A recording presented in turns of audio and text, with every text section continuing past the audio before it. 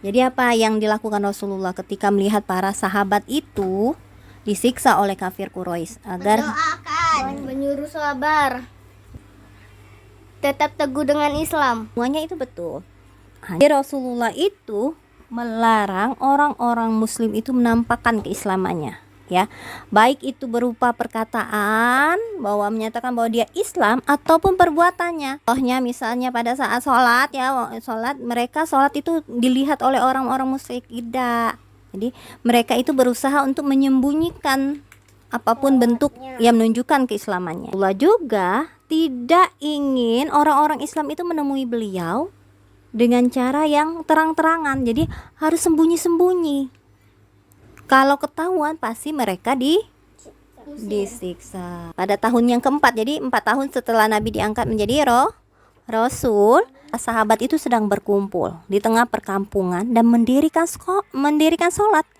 Sekali-kali mereka tidak melakukannya secara sembunyi-sembunyi. Mereka berani, para sahabat itu nggak lagi sembunyi-sembunyi, ya. Nah iya, ya mereka sudah berani, karena untuk apa nak sembunyi-sembunyi. Sedangkan orang-orang kafir itu ya tahu, mereka mencaci maki para sahabat yang sedang sholat tadi, menyerang mereka hingga Sa'ad bin Abi Waqqas bisa menikam salah satu orang kafir. Berhasil dia, sehingga terjadilah pertumpahan darah ini. Nah pada saat itulah korban pertama yang terjadi dalam Islam. Setelah Islam itu ada, terjadi pertumpahan darah, itulah korbannya pada saat orang Islam itu sedang sholat. Jika bentrokan fisik ini artinya ada pertumpahan darah itu terjadi berulang-ulang, maka hal itu akan membuat kaum muslim itu akan kesulitan sendiri. Maka langkah yang bijaksana adalah menyembunyikan keislamannya. Boleh saja sebenarnya, boleh saja terang-terangan, tetapi itu tidak baik untuk orang-orang muslim sendiri, karena semakin sering terlihat jelas, maka semakin banyak siksaan yang akan diterima, ya. Kayak gitu. Tapi Rasulullah tetap menampakkan dakwanya dan ibadahnya di tengah-tengah orang musyrik, karena Nabi itu mempunyai pelindung. Siapa ingat enggak pelindungnya? Abu Talib. Abu Thalib. Dan karena juga Nabi itu sebagai orang yang ternama atau Dia yang disegani. Iya, disegani. Nah, karena dia keturunan dari Abdul Muthalib, penjaga Ka'bah. Ya, karena dia sedang berusaha mengajarkan agama baru, ingin menghancurkan pikir mereka. Orang kafir itu berpikir bahwa agama Islam itu akan menghancurkan agama nenek moyang mereka. Makanya dia dibenci oleh orang kafir. Kan banyak orang yang mulai mengikuti ajaran Nabi Muhammad kayak gitu, ya. Sekalipun begitu, orang muslim itu tetap mengadakan pertemuannya, tapi dilakukan dengan cara sumputan atau sembunyi-sembunyi, yaitu di rumah. Ingat nggak di rumah siapa? Arqam bin Abil Arqam Al-Mazumi yang ada di Bukit Sofa. Jadi di atas Bukit Sofa pertemuan itu. Nah, tempatnya itu terpencil, maka dijadikan tempat untuk berkumpul agar orang-orang musyrik itu tidak tahu. Nah,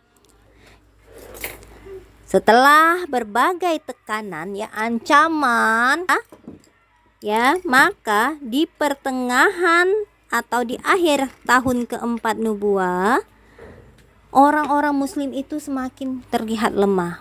Hari demi hari, bulan demi bulan, apa yang dirasakan oleh orang muslim itu semakin keras, ya.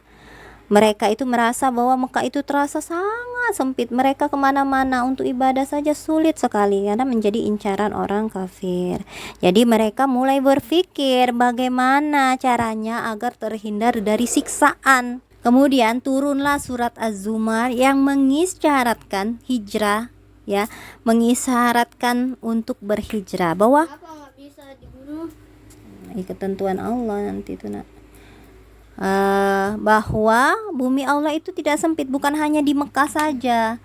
Itu ada tempat lain untuk berhijrah, yaitu di mana?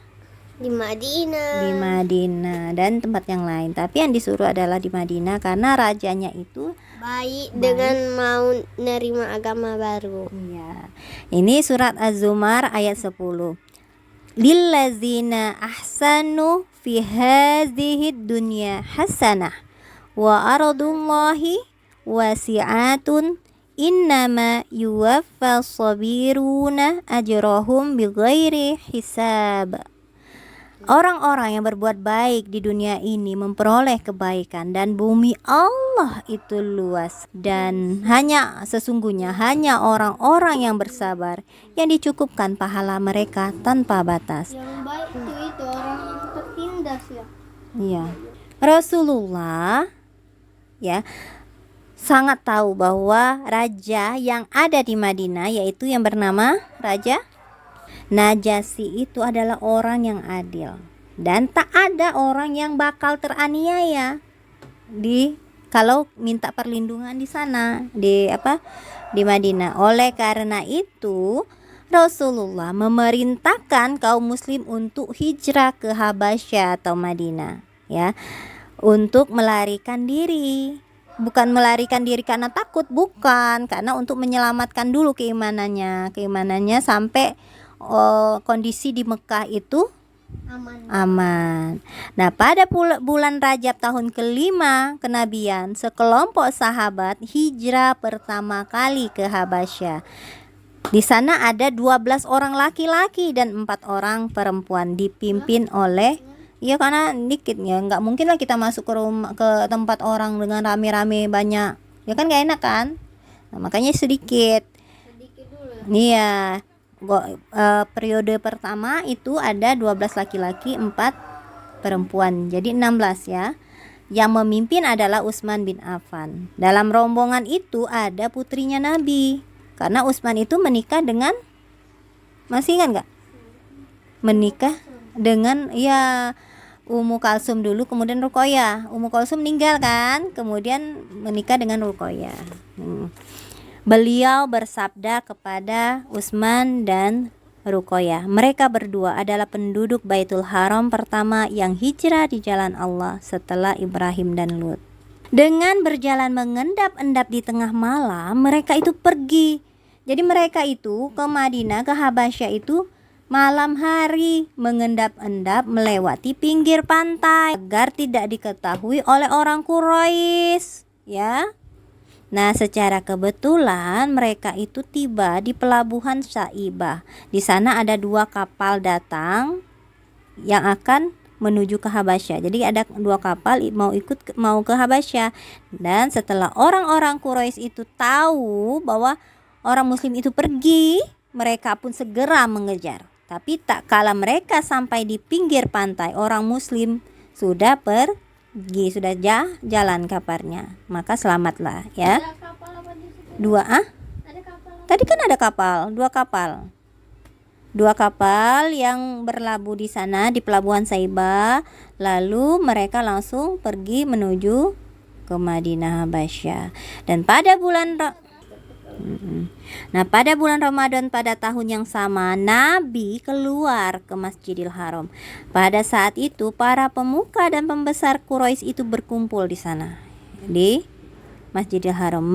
Beliau berdiri di hadapan mereka, lalu seketika itu pula membacakan surat An-Najm. Orang-orang kafir tidak pernah mendengarkan kalam Allah ya, firman Allah sebelumnya ya.